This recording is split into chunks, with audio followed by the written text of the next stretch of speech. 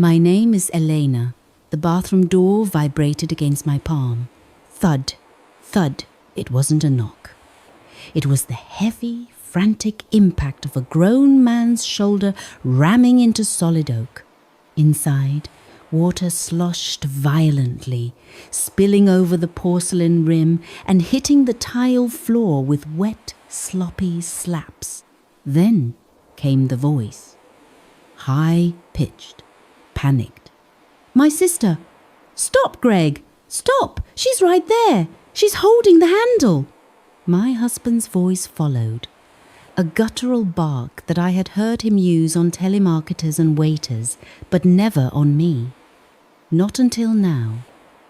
Elena, open this goddamn door! You're acting crazy! I didn't scream. I didn't cry. I didn't even blink.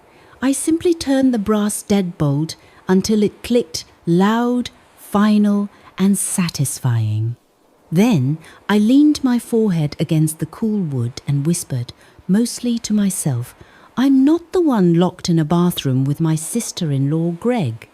I pulled my phone from my pocket. My hand was steady. That was the most surprising part of the afternoon, the absolute icy calm that had taken over my body. I scrolled to Sam in my contacts. My brother-in-law, my sister's husband, the man who had helped Greg build our deck last summer. I pressed call. He answered on the second ring. Hey, Elena, we still on for the barbecue Sunday? Sam, I said. My voice sounded like I was ordering a latte. You need to come to my house. Right now, a beat of silence. Is everything okay? Is it Mia? Mia is here, I said. She's in the bathtub. Oh. He laughed nervously. Is she sick? No, Sam. She's not sick. She's in the bathtub with Greg. The silence on the other end stretched so tight I thought the line might snap. I heard the background noise of his office phones ringing. Typing suddenly drop away. I'm on my way, he said. His voice had changed. It was no longer the voice of a friendly brother-in-law. It was the voice of a man whose world had just ended. Don't let them out. I won't, I promised. I hung up. The pounding on the door started again. I should explain how we got here. My name is Elena. I live at 42 Sycamore Lane in Oak Haven, Virginia. It's the kind of street where the Homeowners Association sends you a polite letter if your grass is a quarter-inch too high. It's quiet, safe, boring. I came home early because of a rotisserie chicken. That's the pathetic truth. The grocery store had a 2-for-1 special, and I thought, great, I'll surprise Greg with an early dinner and we can watch a movie. I walked in the front door at 4:15 p.m. The house was dim. The curtains were drawn, which was odd because Greg loved natural light, but it was the smell that hit me first. It wasn't the smell of dinner. It was Chanel Chance. My sister Mia's perfume. She wore too much of it. She always had. It hung heavy in the foyer, sweet and cloying. Strange, I thought.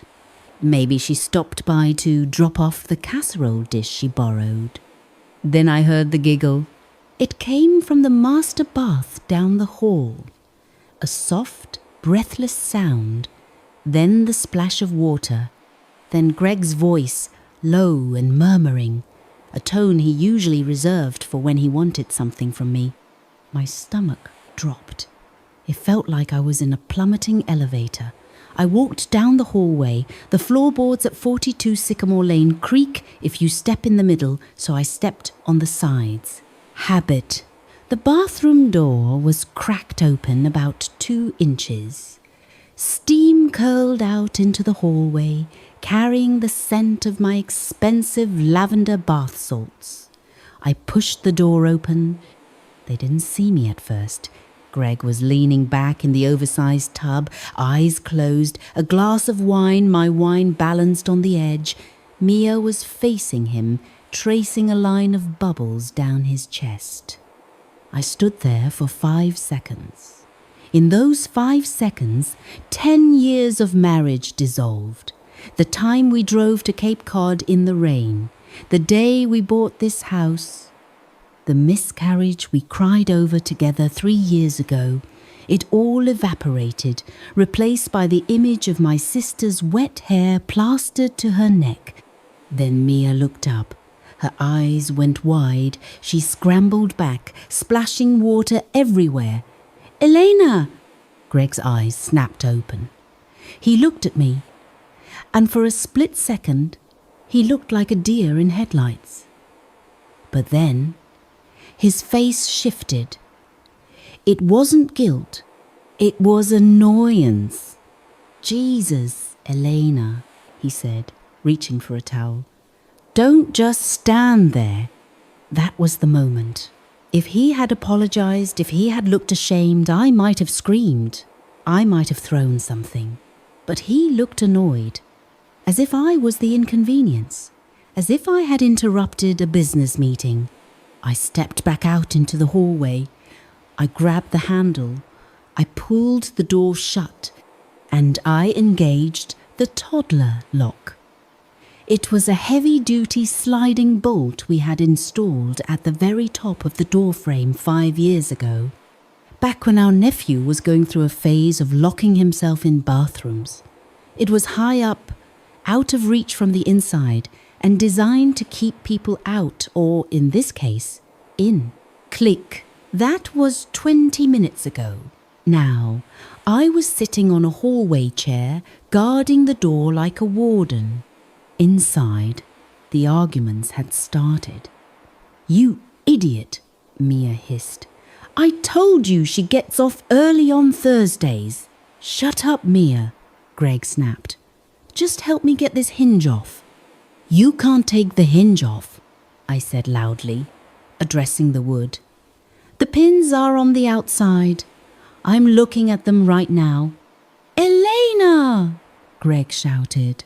"This is kidnapping. It's illegal. Open the door, or I'm calling the cops." "Go ahead," I said calmly. "Call them. I'd love for Officer Miller to see this.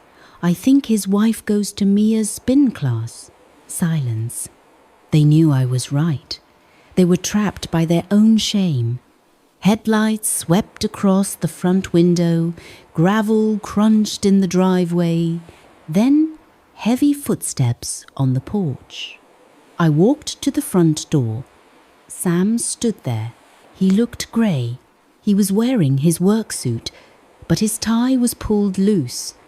Beside him was a woman I didn't recognize, short hair, blazer, holding a clipboard, and behind them, a police cruiser.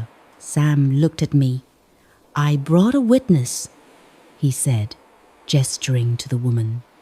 "My lawyer," and I called the non-emergency line for a civil standby. I didn't want to do anything violent. I nodded. "Smart man." "They're in the master bath," I said. We walked down the hall in a procession. Me, Sam, the lawyer, and Officer Miller.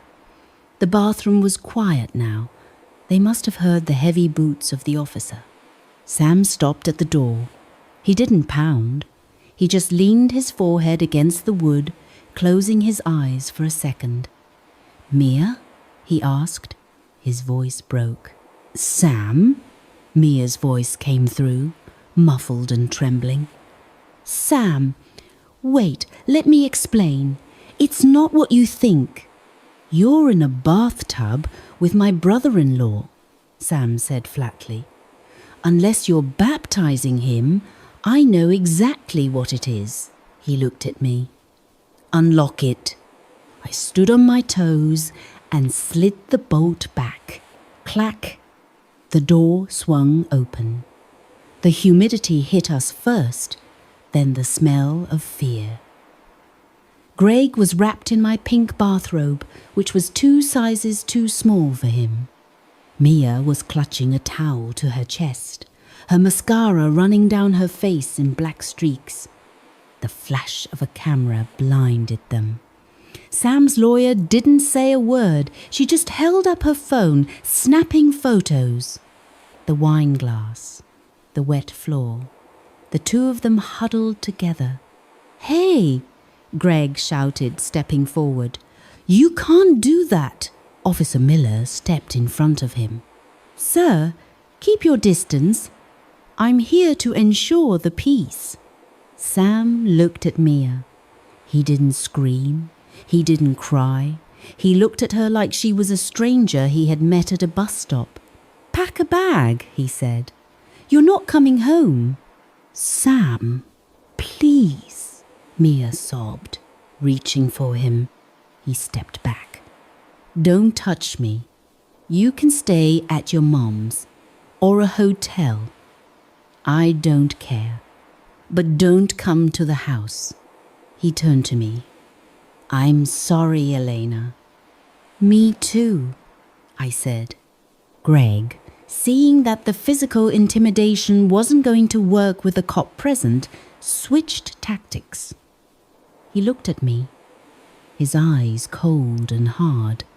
"Fine," he sneered. "Blow it all up." "But you know how this works, Elena. We live in Virginia. It's a no-fault state for property division. Half is half. You want to divorce me? Go ahead. I'll take half your $401K, half the savings, and we'll have to sell the house." He smiled, a cruel, calculated smile. "You think you won today because you locked a door? Watch what happens in court. I handle the finances, Elena. I know where every penny is buried." I looked at him. "Get out," I said. Officer Miller nodded. "Sir, the lady wants you to leave the residence for the night to let things cool down. Grab your essentials." Greg grabbed a duffel bag from the closet, threw some clothes in, and stopped at the doorway. He looked at me one last time. "You're going to regret this," he whispered. "I'm going to leave you with nothing." He almost was right. The first month of the divorce was a nightmare. Greg moved into a luxury apartment downtown. He bought a new truck. He took Mia to Kabul for a weekend, and he froze me out. My credit cards were declined at the grocery store. The joint checking account, which usually had $15,000 in it, showed a balance of $12.40. He sent me a text. "Real lawyers cost money. Hope you saved your pennies." I sat at my kitchen table, staring at the decline notice on my phone. I felt small. I felt stupid. Greg was a financial analyst. I was a freelance graphic designer. He had always handled the money because he understood the market. I called Sam. "He drained the accounts," I told him. "Mia is asking for alimony," Sam replied, his voice tired.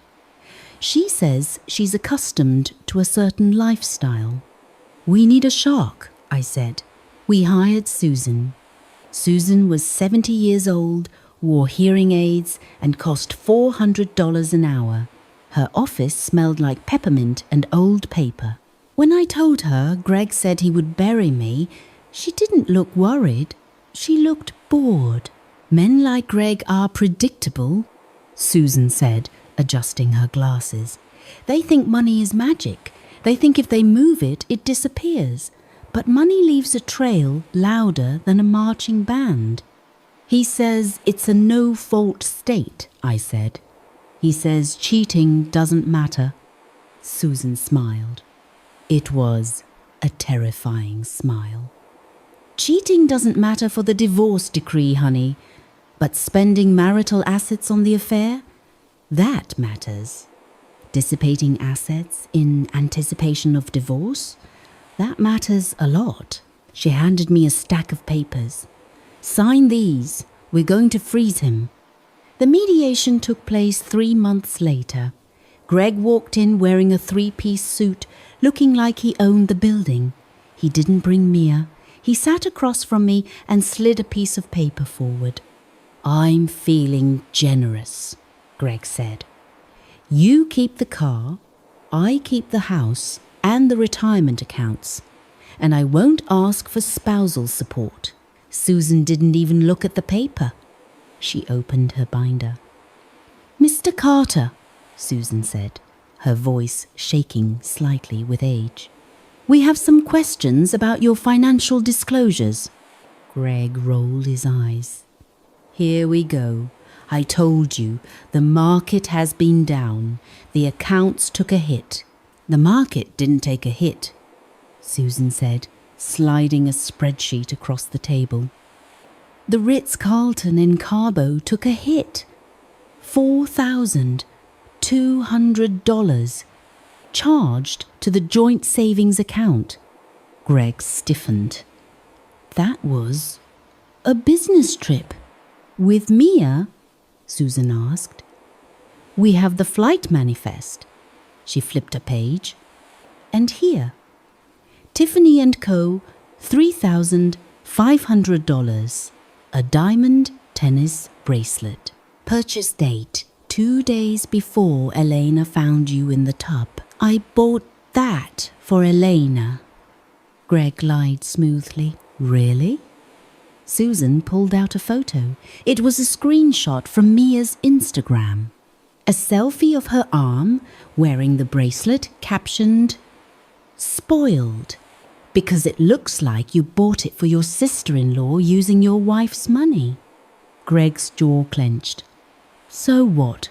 It's a few $1,000s. It doesn't change the 50/50 split.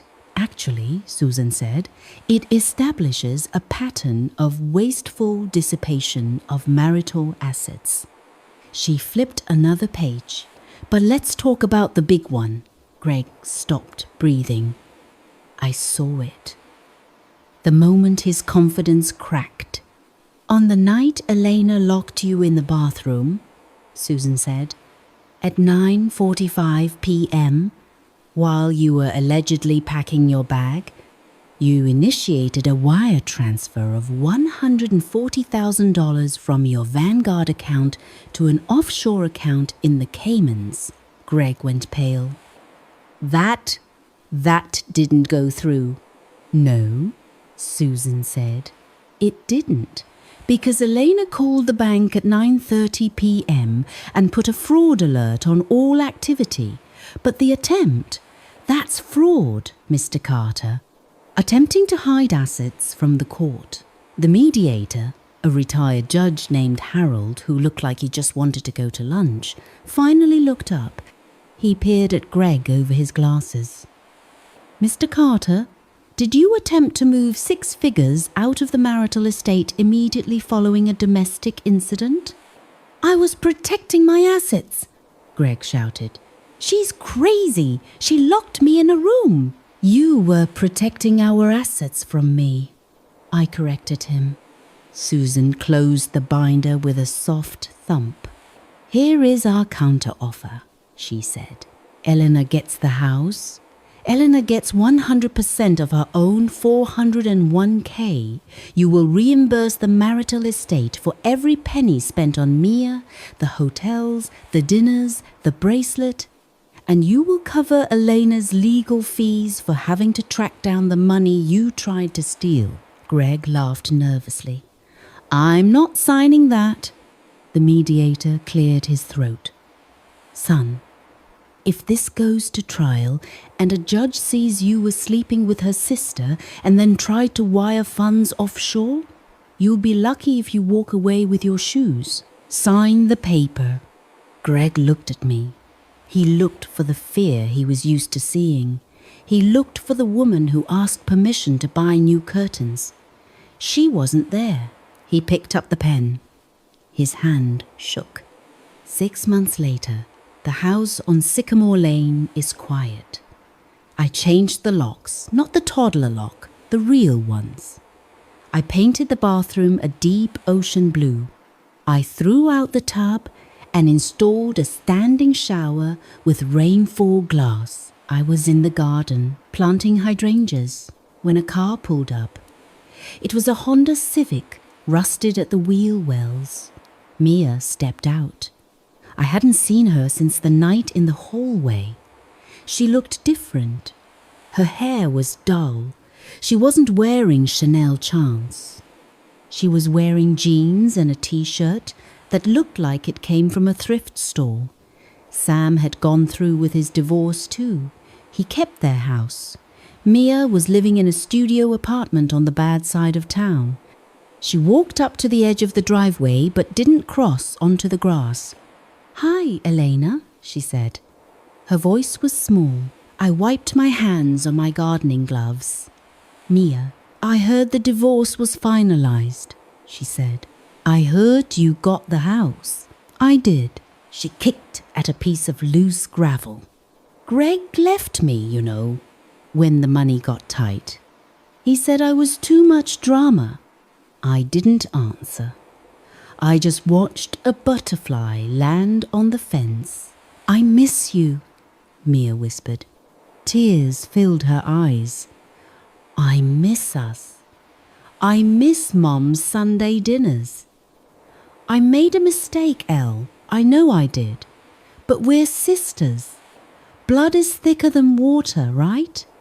She looked at me, waiting for me to fix it. Waiting for me to be the big sister who cleans up the mess. I stood up and brushed the dirt off my knees. "Blood might be thicker than water, Mia," I said softly. "But you're the one who drowned our family in that bathtub." "Elena, please," she sobbed. "I have no one." "You have Greg," I said. "Oh, wait, you don't." I turned back to my hydrangeas. "Get off my driveway, Mia, before I turn the sprinklers on." She stood there for a minute longer, crying. Then she got back in her rusted car and drove away. I went inside. I poured a glass of wine, a really nice Cabernet I bought with my own money. I walked down the hall to the bathroom. I looked at the new shower. No tub, no secrets. I thought about Greg, living in a cramped apartment, paying my legal bills for the next 3 years. I thought about Mia, realizing that being the fun younger woman loses its charm when you have to pay your own rent. I took a sip of wine. Susan was right. Comfort isn't the same as peace. I finally had peace. And just to be safe, I reached up and slid the toddler lock shut. Click. The sound was the most beautiful thing I had ever heard. Like, share and follow Echoes of Us. More stories are coming about quiet power, earned space, and the people who stopped waiting to be chosen.